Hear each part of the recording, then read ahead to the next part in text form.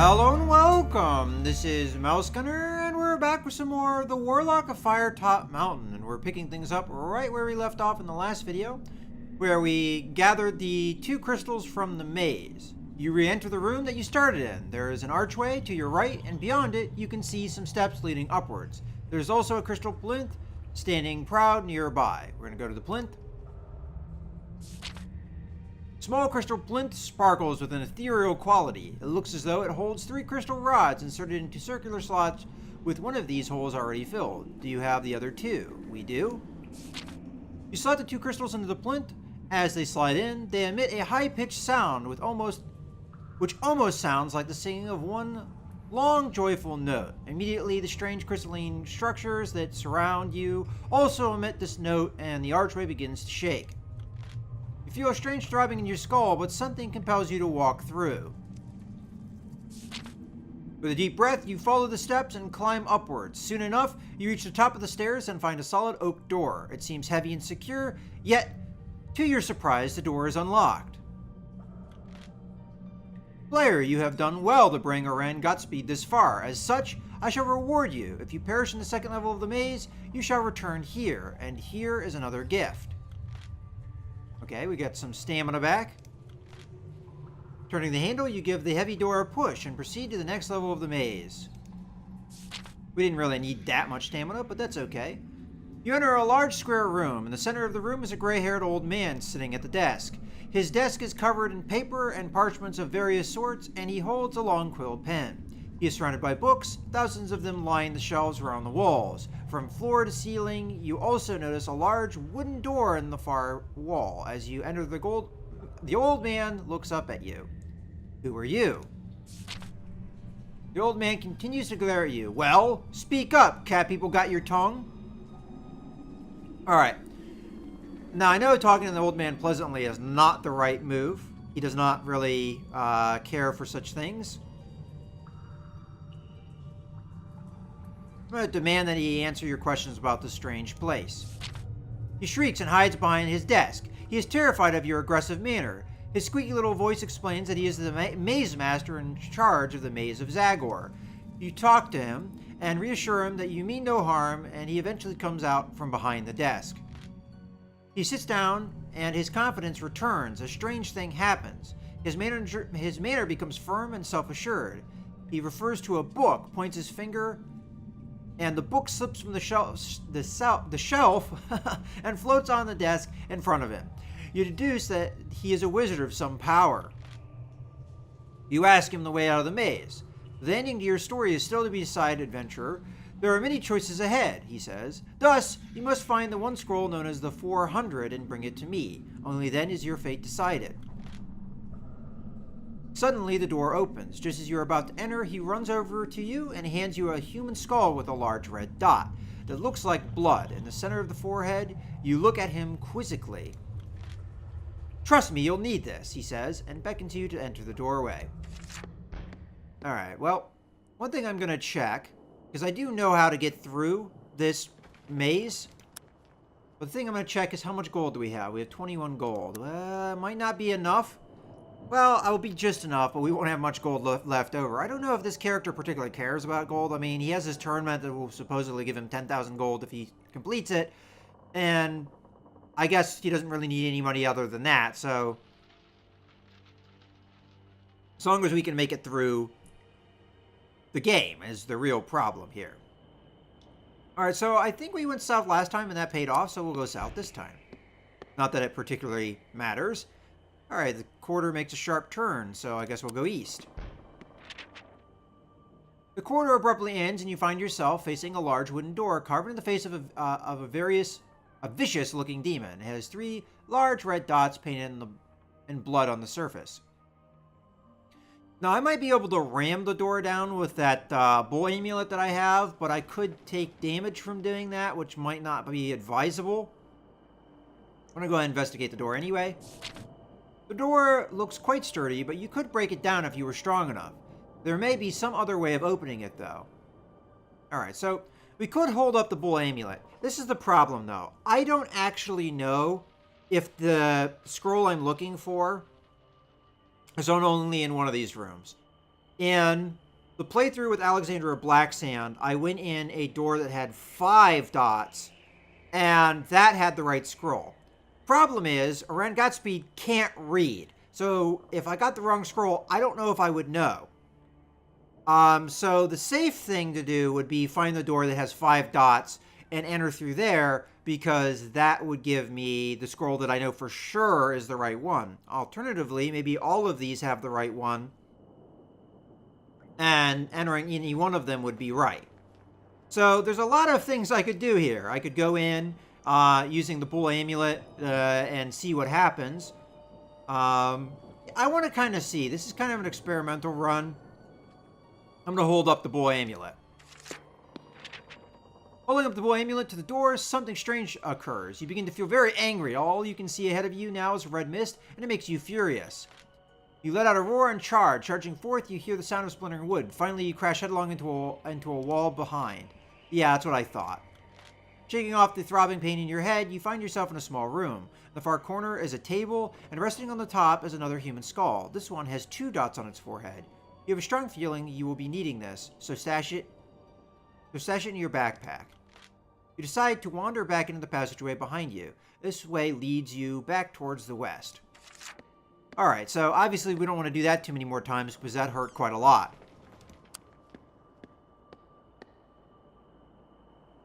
Okay, so I'm going to go ahead and go north. Alright, I don't really want to be here. You walk into a room. In the center of the room is a deep pit filled with large wooden spikes. The only way to get across the chasm is to walk around the edges of the pit on either side. The passageway continues on the other side. We'll examine the pit. You get close to the edge of the pit and peer down below. You can see a number of bones and detritus strewn around at the bottom. As you take a step backwards, you think you see something out of the corner of your eye. Test your luck. Alright. Looks like we succeeded, which is going to drop our luck. That always happens whenever you test your luck. Alright, you notice something significant. The spikes and objects in the pit seem to shimmer unnaturally. If you move your head fast enough, you can make out some kind of distortion. For a brief moment, the depth of the pit feels like a faint, flat painting. Could this be some form of illusion? Okay, we'll throw a coin into the pit. As the coin is about to drop into the pit, a strange thing happens. It appears to rest in the air just above the spikes. This pit must be an illusion. Tentatively walk towards the pit. Putting one foot in front of another, you walk across the pit. To your amazement, your feet seem to rest on an invisible barrier, and you're easily able to reach the other side. There's nothing else for you in this room.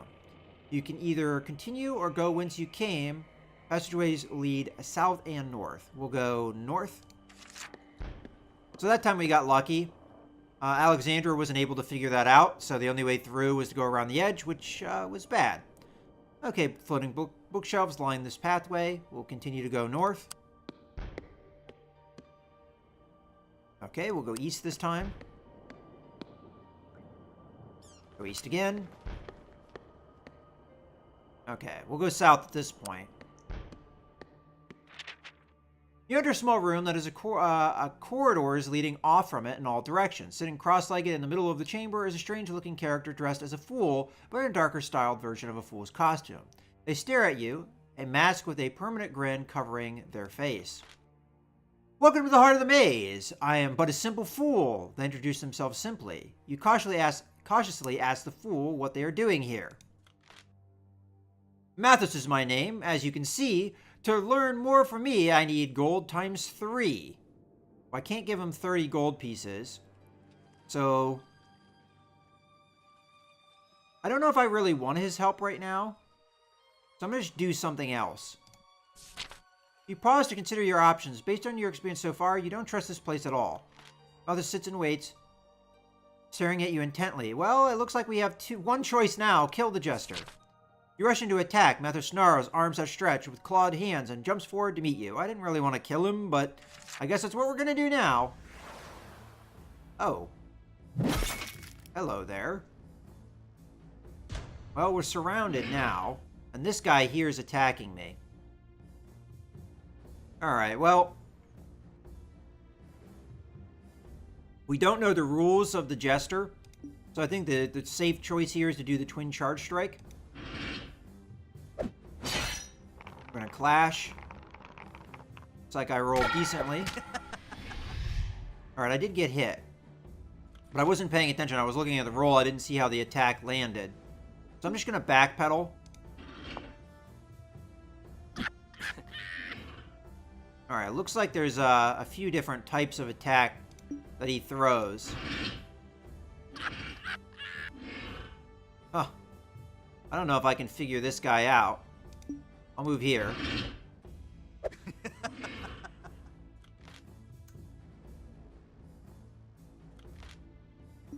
I don't know if I have much choice. I'm gonna Blade Storm here.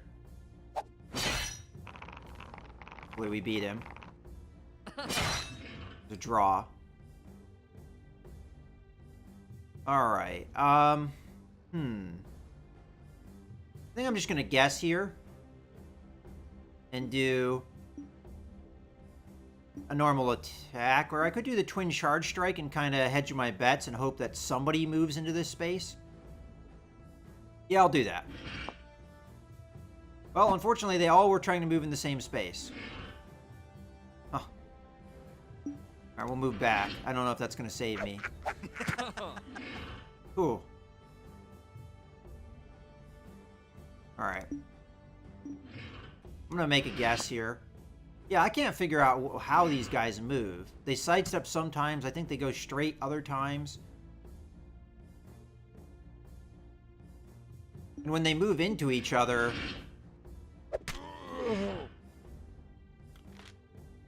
Okay. Attack here.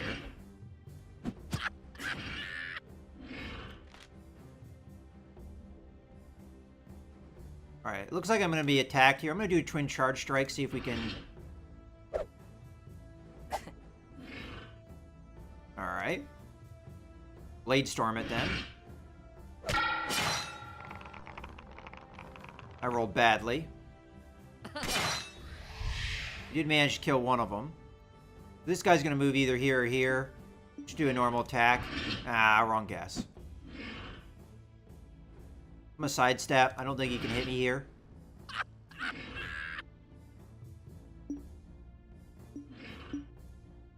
I'm going to move. Okay. Attack here. I should have done the Twin Charge Strike. I would have hit both of them. Okay, I'll do Twin Charge Strike this time. Okay. Clash. Looked like I rolled well. Alright, I missed what these guys queued. Probably the safe move is to move... Alternatively, I could Blade Storm and hit both of them if they stay where they are. I'll Blade Storm. Alright. Move back. That should be the safe move.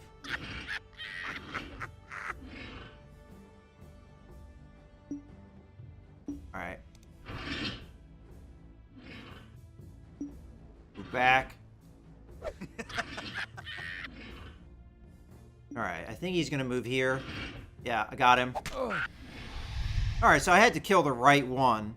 I kind of assumed that that was the right one because he took more damage. But we got hit a few times there. I don't know exactly how much health I lost because I did have some health loss before. Looks like I lost about 6. You've defeated Mathis. Now that Mathis is dead, there's nothing else for you in this room. Exits lead north and south, so that wasn't really the right choice in my opinion, but we'll go south. I wanted to see something different. I didn't want to pay him because I knew what that would do. Alright, the corridor abruptly ends and you find yourself facing a large wooden door carved in the face of a vicious-looking demon. It has 6 large red dots painted blood on the surface. Alright, we'll keep wandering the maze because I'm not about to hurt myself again. So we'll go south. Okay, we'll go east. Go south.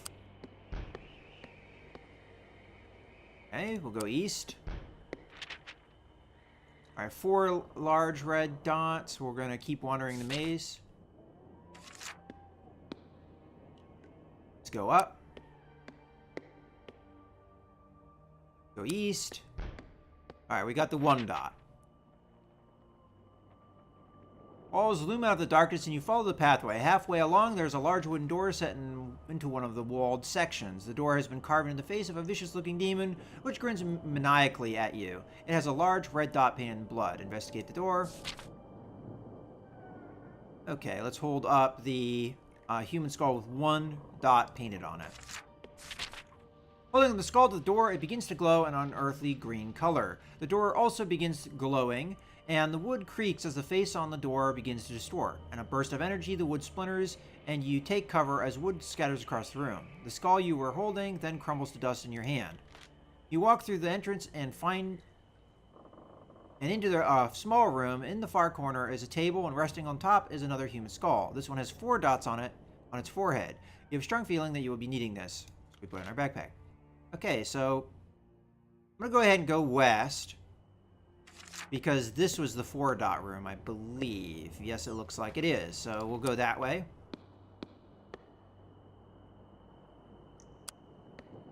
Looks like there's another skull in here. So investigate the door. We'll hold up a skull with 4 dots. Okay, so more or less, same thing happens. You walk through the entrance and into a small room. In the far corner is a table, and resting on the table is another human skull. This one has 3 dots on its forehead. You have a strong feeling you will be needing this, so you stash it in your backpack. You decide to wander back into the passageway behind you. This way leads back towards the west. Alright, so we already went through the 3-dot because I used the boy amulet to do that. So now we have to find the 2-dot door. I'm going to go up north here, and we're going to go east from here. Okay, 2 large red dots. Perfect. So we'll go ahead and use the skull that we have for that. Get ourselves another skull. This one has 6 dots on its forehead. You have a strong feeling you'll be needing this, so we'll take it. Alright, so we found the 6th one over here. So we'll go take a look at that. This looks like it has yet another skull. So we'll go north. Investigate the door. Skull with 6 dots. Okay. And this one has 5 dots on its forehead. Okay, so we've got that one. Now, if I remember correctly, 5 dots is what I needed in the past. So it's either up north or it's down the south. We'll try north first. Probably should have read that description. Okay, so we can go south here. Oh, this is new. You step into a cozy-looking room. In the center is a wooden rectangular table with 3 figures seated around it. There's also a large wooden dresser to your right and a sideboard to your left. At the far end of the room is a large painting that depicts a widow, complete with curtains and a green lawn beyond. One of the seated figures appears to be telling a story, and he looks up at you, beckoning you over to sit in a chair. For some strange reason, you feel compulsion to join these characters at the table. You walk over and take a seat. You enter a room with 5 wizards standing around a glowing yellow orb, performing arcane rituals, the storyteller says. There's a small round table with assorted bottles on it, a set of stone steps leading into sinister darkness, and a large chasm in the far corner. Something deep in the chasm is causing it to glow. What do you do? I cast a grease spell on the steps, one of the figures shouts enthusiastically. You haven't got any grease spells left. Stop trying to cast grease. Now, what will you do? You can examine the table, climb the stairs, investigate the chasm, or leave the room. Alright. Standing around a glowing yellow orb, performing arcane rituals, the storyteller says. There's a small round table with assorted bottles on it, a set of stone steps leading into sinister darkness, and a large chasm in the far corner. Something deep in the chasm is causing it to glow. What do you do? So we can go into the darkness of the stairs, examine a round table, you can investigate the chasm, we can get up and leave the room. Alright, say you examine the round table. I want to look at the stuff on the round table, one of the figures shouts. The storyteller speaks up again and looks towards you. There are 3 bottles on the round table.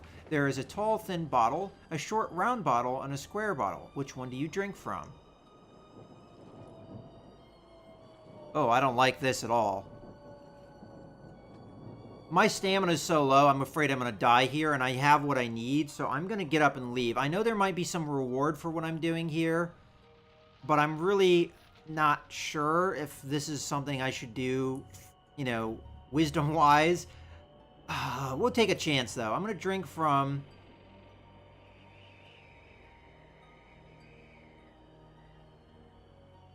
the square bottle. Let's try the square bottle, one of the figures says to the storyteller. You pick up the strange square bottle and uncork it. The smell is unpleasant, and against your better judgment, you take a swig. Warmth spreads throughout your whole body, and you feel revitalized. Oh, good choice. Well done, exclaims the storyteller. It seems you've discovered the wizard's healing potion. One of the figures sounds quite smug. Ha! See, I told you that was that we should listen to me. This feels like some strange game they are playing. You conclude that this is unlikely ever to be popular, so you decide to leave before your luck runs out. The only exit leads to the north. Alright, there's a lot of jokes there.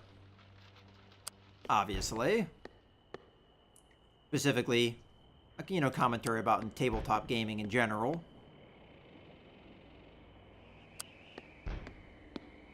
Or pen and paper role-playing games. Alright, so it looks like we've got one place to go now. And here it is. Okay, so investigate the door. We'll do the skull.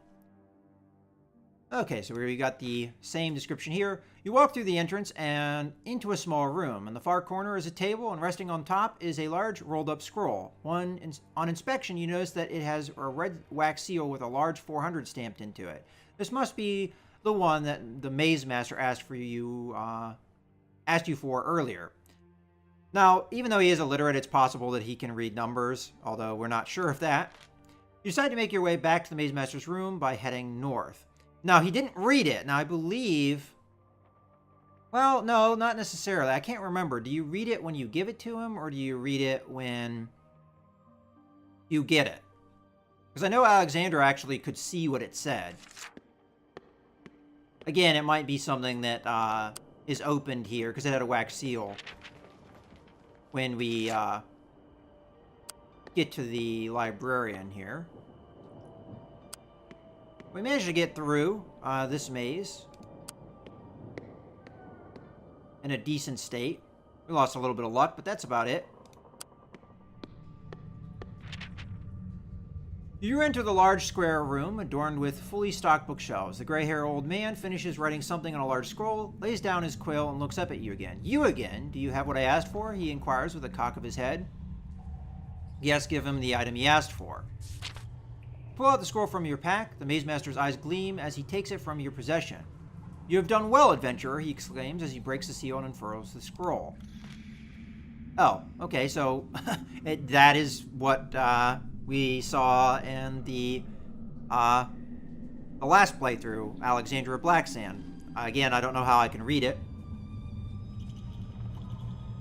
But maybe that's just for me. He turns the scroll around and reads aloud the number 400, followed by the words, "Your quest is over." You are a little confused as your quest is far from over. Okay, maybe in this case they kind of changed it a little bit because he read it to me.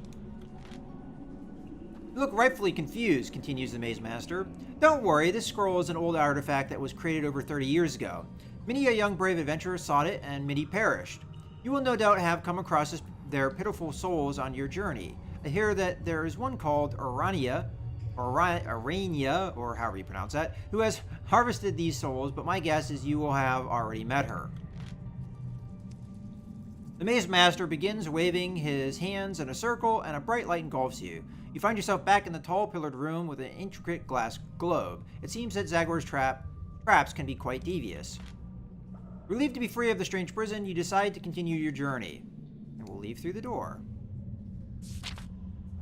The passageway ahead runs northwards for some time. Finally, you reach a small room that contains a large wooden door. There is a wooden bench, which would be convenient for a rest. The passage continues northwards on the other side of the room.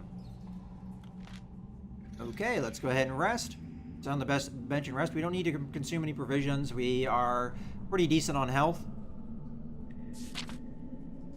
You sit down on the bench and rest for a moment. And we get 5 stamina. Okay, so we come up here. Passageway ahead runs northwards for some time. Finally, you reach a small room. Contains a large wooden door. I honestly do not remember this part at all. So I'm going to go ahead and open the door. You try and open the door, but it holds fast, not even rattling a little bit as if it is locked. All right, so I think more than likely in my Alexandria Black Sand playthrough, if I did get to this part, I probably went the other way because of this door. I know try and kick the door, I'm pretty sure it doesn't work. So I'm going to use the Bull Amulet because I want to go away I haven't been before. So we're going to use the Bull Amulet. Use the Bull Amulet and are filled with furious rage. A red mist descends in front of you and you let out a mighty bellow. Give the door an almighty kick with your foot, hoping to break the lock or move whatever it is that is blocking the door on the other side. The door does not budge and you fall on the floor on a heap, clustering your left leg. Okay, well, I guess it doesn't always work. I think that's probably about the same consequence I would have had if I just normally kicked it. Looking up, you can see that the door begins glowing with a strange light, and you assume that it must be magically sealed. Alright, we'll get up and continue up the passageway. Oh, it's the dragon time, huh? You continue along the tunnel, which bends to the west and begins to get quite narrow. You follow the passageway when you see a dull glow, which becomes more intense by the second. A fire trap! Press yourself to the wall and narrowly avoid being burned to a crisp, but more flames are on the way. We don't have the potion of fire protection that we got in the Decian Strom playthrough, so we'll just dodge the flames, which is a skill check that we just hurt ourselves with there. Bracing yourself, you prepare to dodge the next set of flames blasting down the corridor. Okay, roll. Ooh, just got it.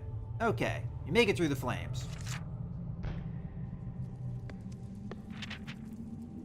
Reaching a small rocky arch, you have to stoop to pass through. On the other side of the arch, you pause and look around. You're in a large cavern which disappears into a distant blackness. The cavern is partially lit by a misty light shaft beaming in through a hole in the roof. You cannot see a way through. As you shine your lantern across the cavern, you hear a rumble. A dull glow flickers in the blackness. A sense of a very testing challenge is about to befall me.